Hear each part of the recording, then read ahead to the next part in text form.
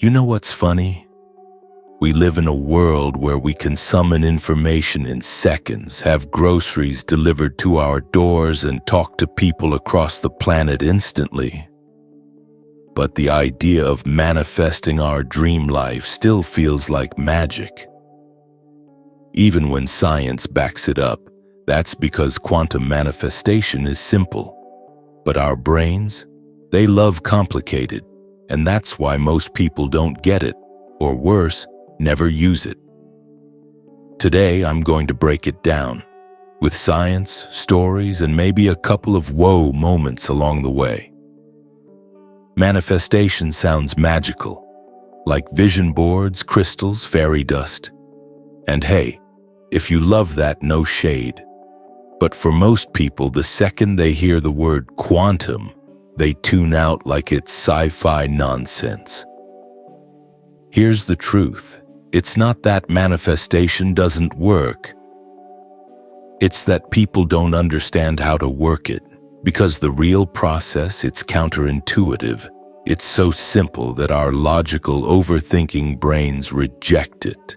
It's like telling someone the way to get stronger is to sleep more, not train harder. Or that the way to win is to stop trying to control every move. That's not how we're taught to live. And that's where quantum manifestation throws the rule book out the window. Let me tell you a quick story. Alex was stuck, 9-to-5 job. No time to paint anymore, always tired, always stressed. Sound familiar? But late one night, scrolling TikTok, Alex heard this idea. The universe doesn't give you what you want. It gives you what you are. That line hit hard. And that's where the shift started. Not by changing everything outside, but by becoming someone new on the inside. So let's demystify it. Quantum manifestation isn't about wishing. It's about physics. In quantum mechanics, particles exist in a state of potential. They don't become one specific thing until they're observed. That means the universe is a soup of infinite possibilities. Until you show up with focus, your attention, your emotion, your belief, these things collapse possibility into reality. Think of it like this. Your thoughts are the remote control. Your emotions are the batteries. Your belief, that's the signal strength. The catch? Most people never focus the signal long enough. They change the channel every 5 seconds. I want this. No, I'm scared. I want that. I'll never get it. And the universe? It just reflects back the noise.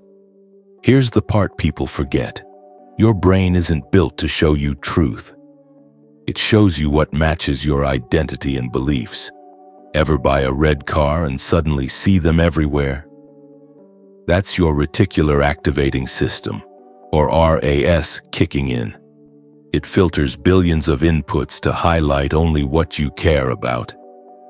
So if your identity is "I'm always broke," your brain will notice missed payments, scarcity, and struggle. But if your identity is "I'm becoming someone who creates wealth," suddenly, new ideas show up. Conversations, random chances. Were they always there? Yep, you just weren't tuned to see them before. Let's simplify quantum manifestation into 3 steps. Step 1. Get clear on what you want and how it feels. You can't manifest better. Be specific on not just in the outcome, but the emotion. I want to feel freedom, creativity, peace while painting in my sunlit studio. Feel it now, not someday. Step 2. Act from that version of you today. Don't wait to become that version of you. Start behaving like them. Even in small ways, on how you talk, what you say yes to, how you carry yourself. That energy shift, that's the signal the universe reads. Step 3. Let go of how. It happens. The how is never your job. Your job is to tune your frequencies, and the external catches up.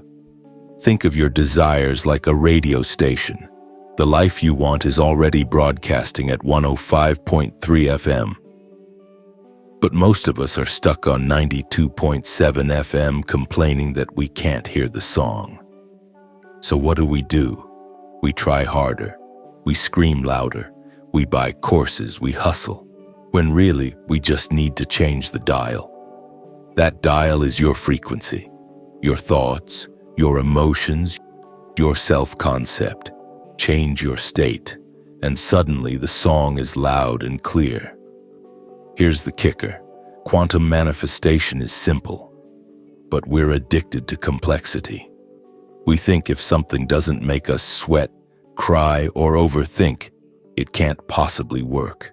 But here's the weird part. We don't just misunderstand quantum manifestation, we actively resist it. Why? Because if it really is that simple, it means we don't have excuses anymore. If shifting our frequency can truly shape reality, then we have to take responsibility for what we're broadcasting. And that's uncomfortable. It's easier to believe we're stuck because of circumstances. Easier to say we're waiting for a sign or the right timing. But the truth? The sign is us. The timing is now.